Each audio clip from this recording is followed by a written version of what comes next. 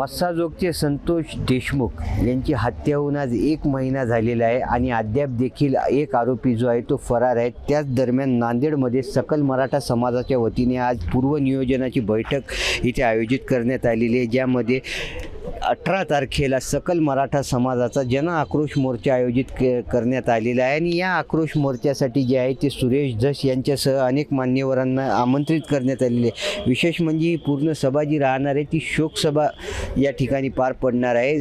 ITI पासून हा मोर्चाला सुरुवात होणार आहे, जो कलेक्टर ऑफिसकडे जाऊन जिल्हाधिकाऱ्यांना निवेदन देत ते त्यांच्या अनेक ज्या मागण्या आहेत ते कलेक्टर यांच्याकडे लेखी स्वरूपात देणार आहेत। नेमक्या त्या मागण्या काय काय आहेत हे जाणून घेण्यासाठी आपल्यासोबत सकल मराठा समाजाचे स्वयंसेवक आहेत। काय मागण्या आहेत? ज्या पद्धतीनं या अमानुष घटनेमध्ये जे काही सर्व आरोपी होते त्या सर्व आरोपीमधून अजूनही एका आरोपीला अटक करण्यात आलेली नाही आहे। सगळ्यात दुसरी गोष्ट शोकांतिका म्हणजे महाराष्ट्र पोलीस जे जगामध्ये सगळ्या पोलिसांमध्ये सगळ्यात सर्वश्रेष्ठ पोलीस म्हणून महाराष्ट्र पोलीसचा नावगौरव केला जातो, त्या पोलिसांना मुख्य सूत्रधार हा सापडला नसून तो शरण आलेला आहे। तर वाल्मिक कराड यांच्यासारखा घातक आणि गुन्हेगारी प्रवृत्तीचा माणूस जर पोलिसांना सापडत नसेल तर याच्यावर कुठेतरी शंका उपस्थित करण्याचं काम आम्ही केलेलं आहे। यदा कदाचित वाल्मिक कराडला शरण आल्यानंतर सुद्धा सर्व समाज बांधवांना एक अपेक्षा होती की त्यांना 302च्या खटल्यामध्ये आतापर्यंत त्यांना नाव नोंदणी करायला पाहिजे होती, परंतु तो अजूनही खंडणीच्या गुन्ह्यामध्ये दाखल असून 302च्या गुन्ह्यामध्ये अजूनही तो नाही आहे। एकंदरीत या मोर्चामध्ये कोण कोण येणार आहे आणि याचं नियोजन कसं ठरलेलं आहे? या मोर्चामध्ये सर्व समाजातील सर्व परिशिष्ट नागरिक येणार आहेत। या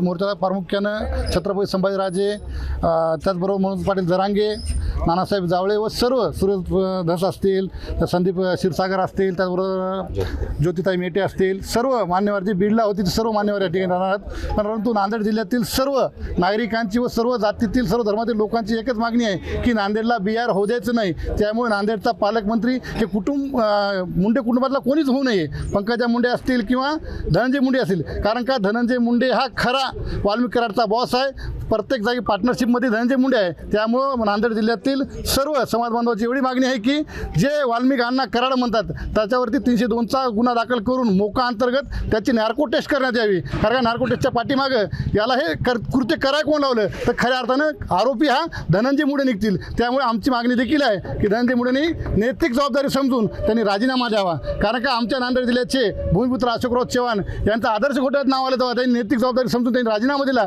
तर याला थोडी जर लाज वाटत असेल तर त्यांनी आजच्या आज राजीनामा द्यावा धनंजय मुंडेंनी। आणि या सरकारला आणि गृहमंत्र्याला विनंती आहे की वाल्मिक कराडांची नार्को टेस्ट करून धनंजय मुंडेला 302चा आरोपी करावा, अशी नांदेड जिल्ह्याच्या सर्व समाज बांधवांची मागणी आहे।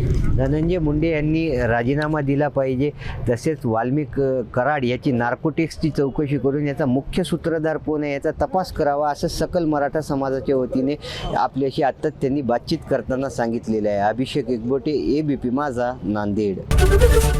ABP माझा, उघडा डोळे बघा नीट।